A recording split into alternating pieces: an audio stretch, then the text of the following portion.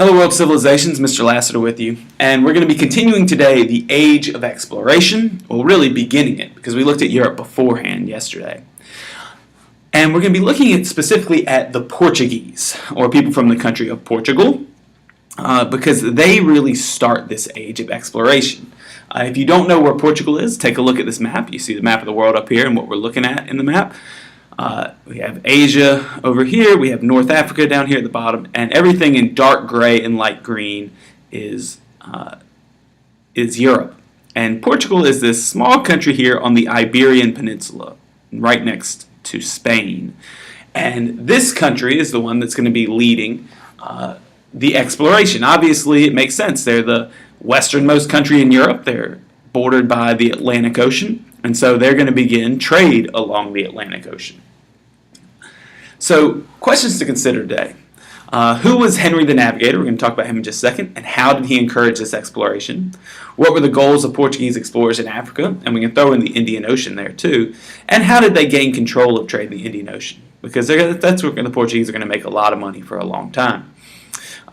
Take a look at our vocabulary. We'll be looking at it throughout the video. One thing I want you to notice here is where the Mediterranean Sea is. Follow my mouse. All right. This trade was dominated mainly by the Italians in Europe, but also there's this growing empire over here of the Ottomans. And they are basically going to control this trade in North Africa, the overland trade in North Africa, and any possible route overland to India. And because they limited trade, Europeans needed to find another way. And so the Portuguese, instead of trying to go through the Mediterranean and then overland, are simply going to try to go around Africa. So they take the lead in European navigation, beginning in about 1420. And under the leadership of this guy you see pictured, Prince Henry the Navigator, Portuguese fleets begin to explore that west coast of Africa. But it's going to start out very, very slowly. His motives for exploration were, of course, God, gold, and glory, so to speak. He wanted to convert Africans to Christianity. He wanted to make contact with existing Christians in Africa, which they do. And he wants to launch crusades against these Ottomans who had been restricting Portuguese trade. That goal doesn't necessarily get totally realized, but there is some fighting between the Ottoman Turks and the Portuguese. And lastly, of course, profit. They wanted to make money, and they do. It also leads to a rapid growth of knowledge about seafaring. Henry the Navigator actually set up an institute where they taught and learned about this seafaring and navigation. They brought in Jewish cartography knowledge and Arab knowledge of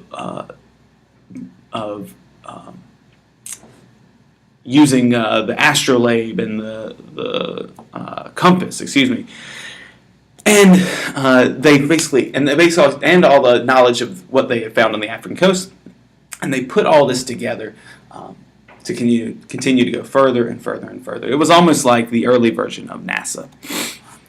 So this is a map showing Portuguese exploration. I encourage you to take a look at this briefly. You can see that it takes quite some time. It takes about 25 years for the Portuguese even to get south of the Sahara Desert in Africa. And then only about 40 years later, they're rounding the southern tip of Africa. So once they get going, they really do. And by 1500, they've reached India. So in a relatively short period of time, less than 100 years, the Portuguese go from beginning this exploration completely from scratch for the most part, and then all of a sudden reaching India by water. But the first place the Portuguese explored, of course, was Africa. And in Africa, they discovered new sources of gold, and they established trading relationships with kingdoms there. And because it was such a good source of gold, this area of Africa, the western coast of Africa, is often called the Gold Coast. The Portuguese made huge profits. Usually they traded European goods like firearms for gold. And in some areas, like the Kingdom of Congo, they converted locals to Christianity. And So much gold came out of Africa that they began minting new gold coins, like the one you see at the right, the cruzado, which is actually a term for crusade. You can see the Crusader cross printed on this coin. So that shows the combination of wanting riches like gold, but also considering this expansion into Africa as a type of crusade or a way to spread Christianity. The ultimate goal of the Portuguese, though, was to get to India, to round the tip of Africa. And in 1488, Bartholomew Diaz rounds the Cape of Good Hope, which you see in the picture. And basically, this is the southernmost tip of Africa, and once he rounds it, he is in the Indian Ocean and can therefore sail to India. Diaz does not do that. He rounds the tip and then turns around to Portugal and reports what he's found, because that was his goal. And about 10 years later, Vasco da Gama, who you see pictured, rounds the Cape and sails all the way to India. And this begins an era of Portuguese trade in the Indian Ocean. But at first, people in India were not very impressed. As I think I told you in yesterday's video, they had small ships, the caravels, and people in India actually laughed because they thought these European ships were so small and tiny and they couldn't be good for anything. Little did they know that they were equipped with powerful cannons and they were very maneuverable. And so by 1509, the Portuguese basically returned and began taking over trade in the Indian Ocean by laying siege to cities and fighting naval battles and simply taking it by force. So they bring their warships, they defeat Turkish and Indian ships, and they conquer and control the most important ports in India and Southeast Asia. As you can see here, they controlled East Africa, major ports in India, and all these ports in Southeast Asia. And they did so to dominate the spice trade in the Indian Ocean. They don't colonize these lands. It's not like we see in North and South America where the Spanish and English and French set up colonies. The Portuguese were interested in controlling trade, especially especially spices. And those they could get them traded, they could bring them back and make huge profits. We're talking about thousands of times what they would pay for them in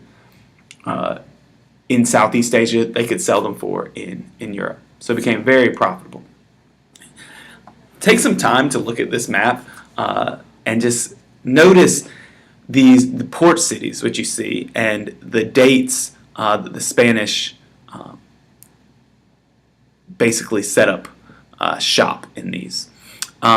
So you can see as they round the tip of Africa, they set up trading ports on the east coast of Africa. But the ones here in India or South Asia and the ones here in Southeast Asia, that's what they're going to be making a lot of money on.